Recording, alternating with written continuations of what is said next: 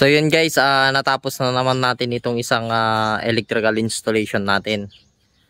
Yung na-install natin dito is isang lighting, tapos 4 na CO.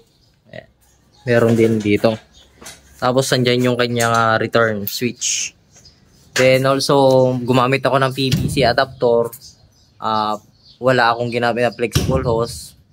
PVC electrical conduit, then bended yan, malinis yung pagka bended nya. Then yung kanyang distribution box is ito, isang main circuit breaker natin, 4 na 20 ampere, 4 na outlet, then isang 16 amperes para sa lighting natin. Ang brand na itong MCB na ginamit natin dito is Shilin RPC. Non-reversible yung aking ginawang termination. Then yung brand ng ating distribution box, Han Electric. Ayan. Lahat ng outlet natin dito guys is 3-prong. Meron tayong earthing dito. Then yung grounding rod natin dito is na-bound ko 1/2 size yung kanyang grounding rod. Ayan.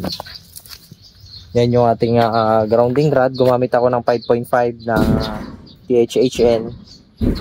Then also hindi natin nasunod yung kulay green na grounding earth color natin. Bali kulay black na yan. Pero din sa may distribution box is nagtagging ako dyan.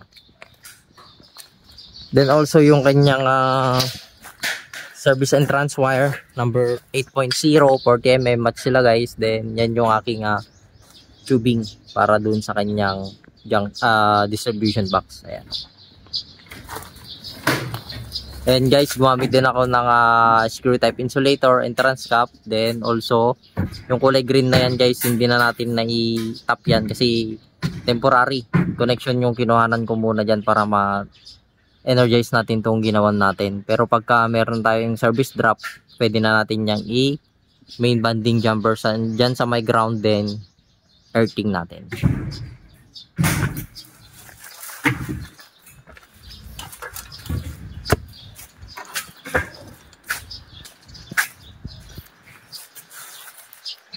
So ayun lang guys, i-share ko itong aking nagawang katatapos na electrical installation dito sa mini house na nagawa natin. Bale ito is gawaan ng tinapay, baker, pag bibikan nito ginawa nating electrical project. So please like and share my Facebook page Moto Elect TV, and also my YouTube channel guys, Moto Elect TV. Maraming salamat.